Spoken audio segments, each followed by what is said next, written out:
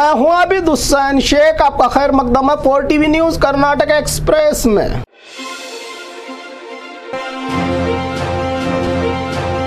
माँ बाप का फर्ज निभाने वाला सामाजिक ट्रस्ट कहते हैं जिनका कोई नहीं होता उनका खुदा होता है। ऐसे ही फरिश्ते बनकर शादी की उम्र होने के बाद भी घर की माली हालात और मजबूरियों में घर बैठे शादी के इंतजार में रही लड़कियां, चाहे वो हिंदू हो या मुसलमान, सबको अपनी बेटियों की तरह शादी के तमाम रस्म और रिवाज के साथ जिंदगी गुजारने के सारे सामान और सोने की चैन पहनाकर ज़रूरतमंद बेटियों को माँ बाप के अदा करने वाला फर्ज निभाते हुए 81 हिंदू मुस्लिम जोड़ों को शादी के मुकद्दस बंधन में बांधकर इंसानियत और समाज में गरीबों की मदद कर अपना हक अदा करने वाला Shihab Thangal centre for humanity और AIKMCC सेंट्रल कमिटी जो केरल के एक सामाजिक ट्रस्ट है, जिन्होंने बेंगलुरु में एक मास मैरिज का आयोजन करके बेसहारा परिवारों का सहारा बने, जिसके लिए एक माँ बाप को बेटी के दहेज के लिए इकट्ठा करने के लिए पूरी जिंदगी लगानी पड़ती है इस लालची समाज में रहने के लिए। ज्यादा मुसाफिरों को बिठाकर जानलेवा सफर, 5 सीटों की कैपेसिटी वाले ऑटो में 15 से ज्यादा यात्रियों को लेकर सफर करना कानूनन अपराध और हादसे का कारण भी बन सकता है। ये खतरनाक सफर जिससे आए दिन हो रहे हादसों को देखते हुए ऐसे ही मुसाफिरों को जान के साथ खेलने वाले ऑटो को चिकबल्लापुर के गौरी बिदनूर में जानवरों की तरह भर भर के ले जा रहे ऑटो को रोककर मुसाफिरों को नीचे उतार के ऑटो चालक पर जुर्माना और कानूनी कार्रवाई की पुलिस ने। ज्यादा पैसों की लालच में कीमती जान को खतरे में डालना कहां तक सही है?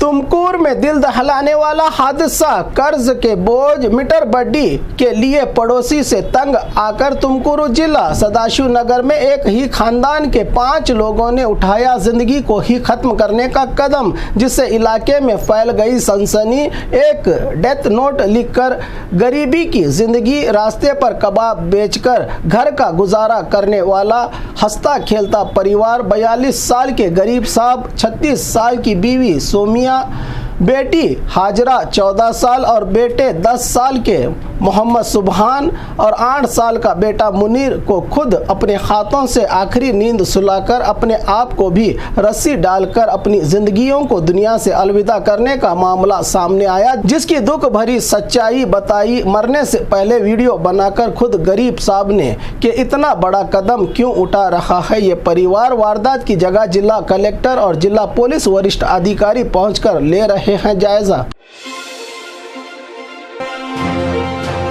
सीएम ने सुनी जनता की फरियाद, आज बेंगलुरु में सीएम के घर जनता दर्शन कार्यक्रम, 20 से ज्यादा काउंटर्स, पुलिस विभाग से लेकर तमाम विभागों के ऑफिसर्स की मौजूदगी में जनता के हर परेशानियों को सुनकर कुछ का हल मौके पर तो बाकी मसलों को हल करने अधिकारियों को दिया हुक्म। हाथ पांव से माजूर बुजुर्ग लोगों के लिए पहले ही इंतजाम किया गया था इस जनता दर्शन प्रोग्राम में, जहां हजारों की तादाद में लोग अपनी अपनी परेशानियों को लेकर सीएम को सुनाई अपनी दुख भरी दास्तानें। कोई सेहत को लेकर परेशान, तो कोई घर के लिए, तो कोई बच्चों से, तो कोई परेशान बच्चों के भविष्य को लेकर चिंता में। तो ऐसे कई परेशानियों को सुनकर इनका हल निकाला सीएम सिद्धरामैया ने।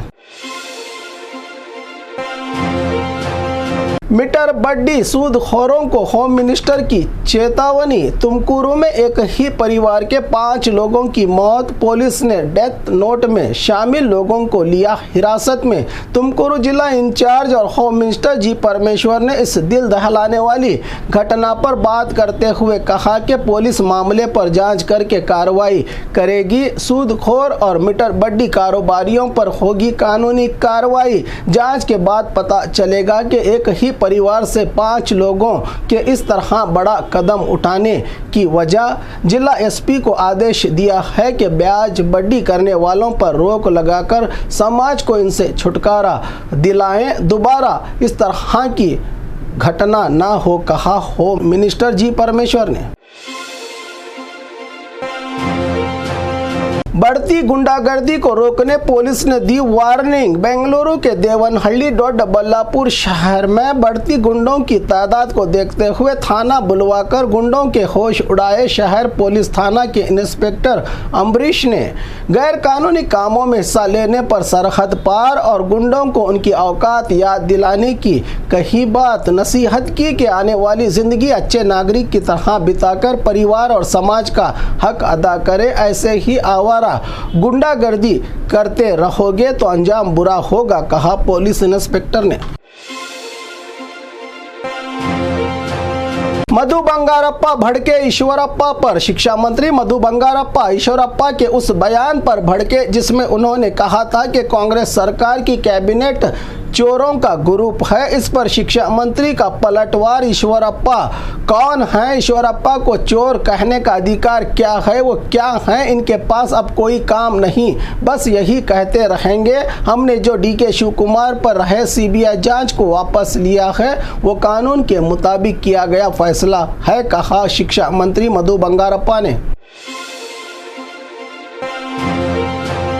नए निमोनिया वायरस से हिला चीन, भारत भी हाई अलर्ट। कोरोना की मार से उभरते एक और वायरस ने दस्तक दे दी है। रहस्यमय गुप्त निमोनिया वायरस से जूझ रहा है चीन, जिसके चलते भारत में भी हाई अलर्ट जारी कर दिया गया है। भारत सरकार के यूनियन हेल्थ मंत्रालय ने तमाम राज्यों को जरूरी और एहतियात कदम उठाने का फरमान जारी किया है। हेल्थ विभाग को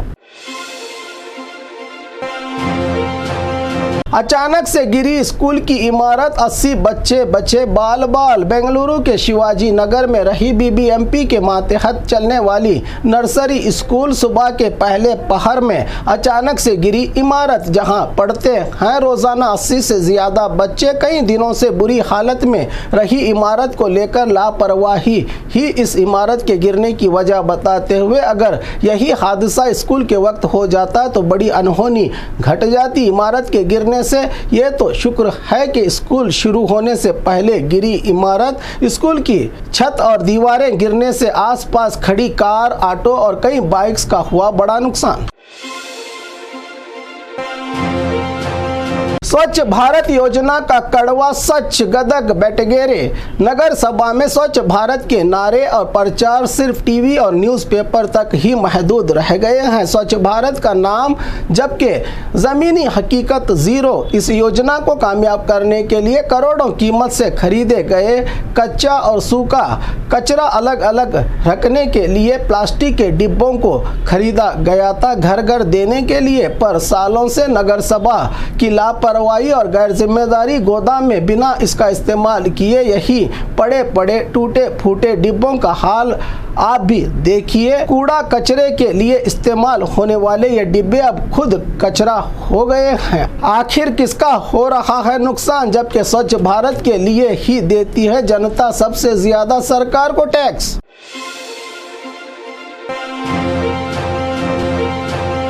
और खबरों के लिए देखते रहिए 4 टीवी न्यूज़ कर्नाटक एक्सप्रेस।